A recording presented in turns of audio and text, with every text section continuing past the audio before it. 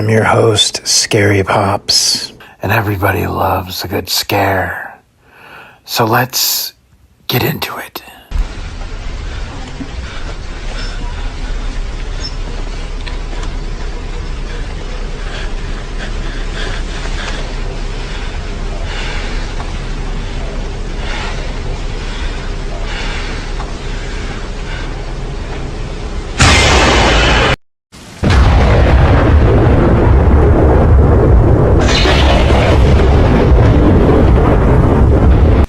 I was babysitting for this family, and I never was babysitting before, and so this is all new to me. And they had a really eerie house. It was all disorganized, and there was weird masks everywhere. But anyways, they had 3 kids, and it's about 10 o'clock at night, and it got really windy and stormy, and then the power went out. So I was freaked out because I was really unfamiliar with the house, didn't know the kids very well. And since TV was no longer an option, we tried to think of things that we could do. Well, the eldest girl, Jillian, started going through my purse, and she pulled out my camera and was just taking pictures. Well, the parents came home around 12:30, and I went home. But the next morning, I went through the camera to look at the pictures, and in the background, there was a man looking through the glass door to the backyard. He was in every picture. My parents had gone out to go to a party to visit some friends, and so I was home alone. And, well, I was just watching some TV, and then all of a sudden I heard a knock on the door. And so I went and opened the main door, but the screen door was locked. And there was a man at the door. He said he was from the gas company and wanted to talk to my parents. But I told him they weren't home. And as soon as I told him that, he tried to start forcing his way into the home. He found the screen door to be locked, so he pulled out a box cutter and started cutting through the screen. I ran as fast as I could upstairs, and I hid in a clothes hamper in the closet. And I sat there for about 10 minutes. Then all of a sudden I heard sirens. Thank God a neighbor saw everything and called the police, or I probably would be dead. And they found the intruder hiding in the attic.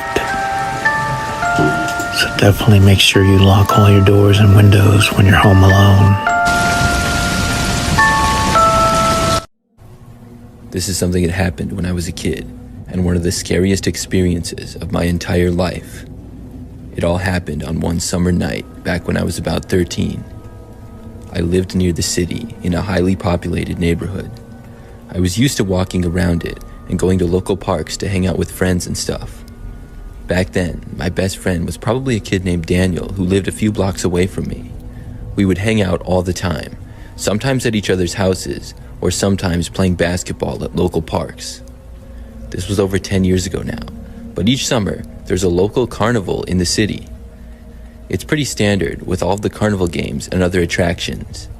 Many people go to it from my city and even the neighboring ones. Where we lived, we could walk, but it would take probably 20 minutes to get there. So one day, Daniel and I planned to go to the carnival after school. Our parents both trusted us to be able to go by ourselves because we were teenagers now, and it didn't seem like that big of a deal. So after school on that day, which was a Friday, Daniel and I walked to the carnival.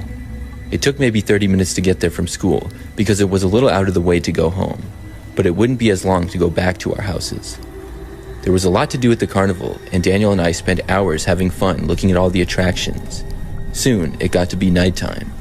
We went to the carnival games that they had there and played just about every single one. We were really competitive and trying to win the cool prizes, like the giant stuffed animals or the sports jerseys. Our parents had given us some money to spend on food and tickets for games and stuff. It was when we had just finished playing one of the games that this guy approached us. The man had grayish hair, a mustache, and asked us how we were doing. It just seemed odd that he was randomly talking to us.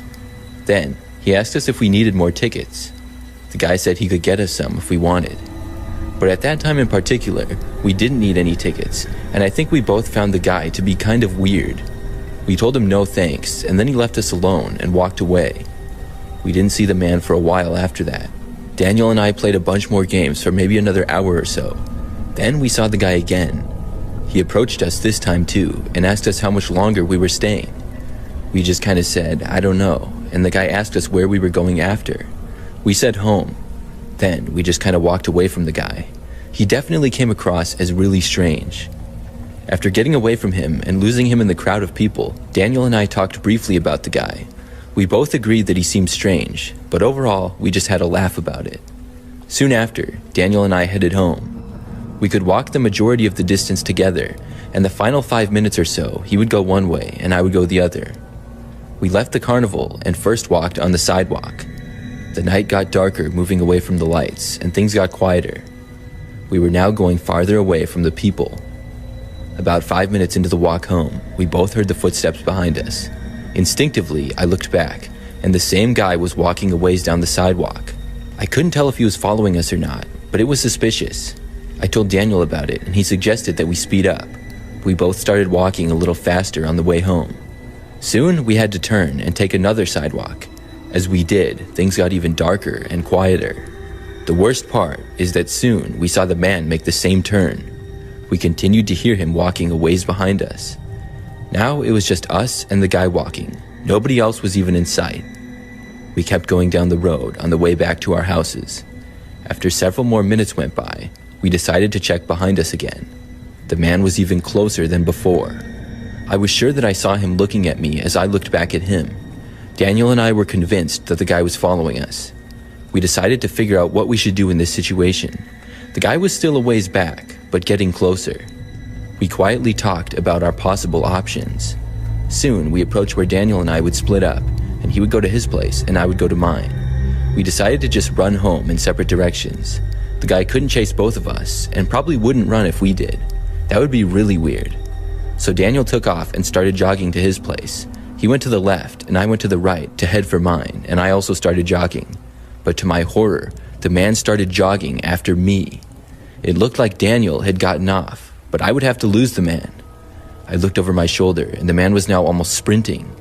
I tried to speed up and run faster, but the man was keeping up with me for the most part. I then took a hard left and jumped a fence to one of my neighbor's yards.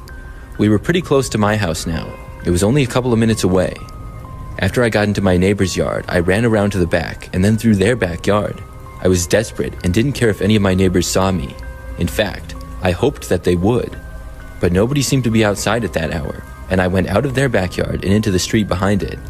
I actually heard the man going into the neighbor's yard, and I couldn't believe it. I ran like crazy down the street and into another neighbor's backyard. Now I could no longer see the man when I got in there, and I was a little bit farther ahead than I had been before. I got back to the street and then sprinted for my house. By the time I got there, I was out of breath and used my house key to get inside. After getting inside, my mom saw how I was out of breath, and I told her what had happened. She then called the police. I looked out the front window to the street, but I didn't see the guy. I'm not sure if he figured out which house was mine or not. After a while, the police got there, and they spoke with me and my parents. They searched the neighborhood, but didn't find the man. He must have got out of there after he lost me. The police also went to Daniel's house to talk with him and his parents too. There was a thought that maybe the man would head over there, but he didn't. After this situation, I was afraid to go anywhere by myself for a while. I had walked to and from school every single day, but after the incident, my parents drove me to school and picked me up afterwards. Luckily though, nothing like this happened again, and I haven't seen the man since.